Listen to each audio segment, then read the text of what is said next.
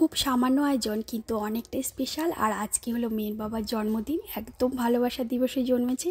বাঙালি বাড়িতে জন্মদিন মানেই তো ওই পায়েস মিষ্টি এইসব, আর অন্য কিচ্ছুই ভাবা যায় না।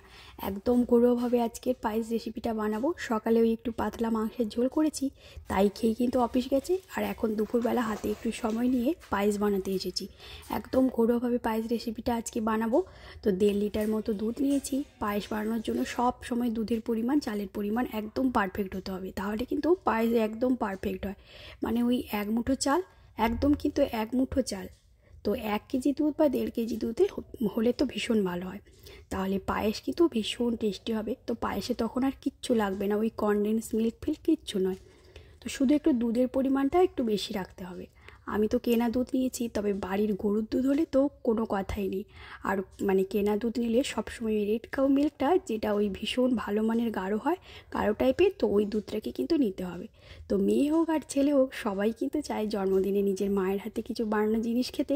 কিন্তু চাকরি পড়াশোনার সুবাদে কতজন বাড়ির মায়ের ওই স্পেশাল দিনে মায়ের হাতের বানানো ওই পায়েস বা স্পেশাল রান্না, তো স্পেশাল দিনে আর স্পেশাল হয়ে ওঠে না। তো জন্মদিনের আনন্দ কিন্তু শুধু এই ছোটোবেলায় উপভোগ করা যায়। তো বড় হলে হাজার দায়িত্বের ভিড়ে কিন্তু আর এইসব একদম ভালো লাগে না।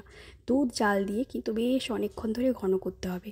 তো চালটাকে ততক্ষণে ভালো করে ধুয়ে ঘি মাখিয়ে রেখে দিয়েছি। তো নিয়েছি কাজু আর কিশমিশ, আর একটু ওই 2 দানা মতো এলাচ নিয়েছি। এবার ঘিতে কাজু আর কিশমিশটাকে বেশ ভালো করে ভেজে নেব।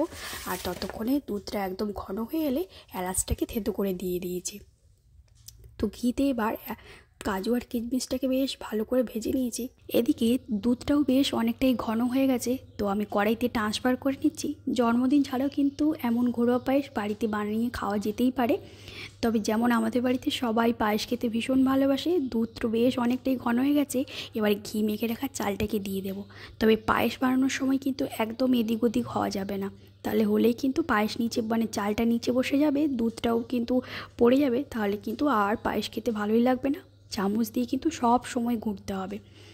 তবে চালটা কিন্তু বেশ 50% মতো ফুটে এলে এবার দিয়ে দিচ্ছি ভেজে রাখা, ঘিতে ভেজে রাখা কাজু আর কিশমিশ, আর দিচ্ছি বাতাসা। তো সাদা বাতাসা দিলেও হয়, তবে নলেন গুড়ের বাতাসা দিলে একটু বেশি টেস্টি হয়, আর পায়েসের কালারটা লালচে হয়। আর পায়েস সাদা করতে চাইলে একদম সাদা বাতাসা দিতে হবে। তো পায়েসে চিনি দেওয়া কিন্তু একদম যাবে না, তা চিনি দিলে জল কেটে যাবে। সবসময় পায়েসে হয় বাতাসা নয় মিছরি দিলে ভীষণ ভালো হয়, মানে ভীষণ টেস্টি হয় আর কি পায়েস।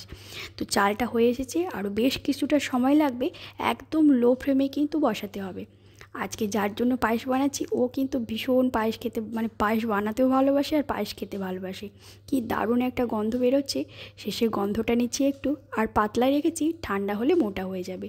একদম ঘরোয়াভাবে ভীষণ তাড়াতাড়ি বানিয়েছি আজকে পায়েসটা। দারুণ একটা কালার এসছে। তবে আমরা ওই শুভ অনুষ্ঠান মানেই তো চালের পায়েস খাওয়ার একটা রীতি রয়েছে বাঙালি বাড়িতে। তবে একটু স্পেশাল দিনে স্পেশালভাবে বানানোর চেষ্টা করেছি। হয়তো মায়ের মতো পারিনি, তবে একটু চেষ্টা করেছি। তো সকালে একবার যেহেতু কেক কাটা হয়েছে, তাই বিকেলবেলা আবার আমি একটু ছোট্ট টাইপের কেক এনেছি। এমন দিনে জন্ম হয়েছে, তো তার জন্য কিন্তু বাজারে সব এখন এইসব কেকই বিক্রি হচ্ছে। তো এটাই নিয়ে এসেছি আজকে। কে? তারপর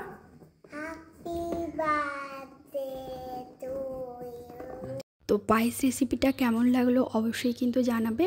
তো আজকের এই ছিল আমার জন্মদিনের সারাটা দিন।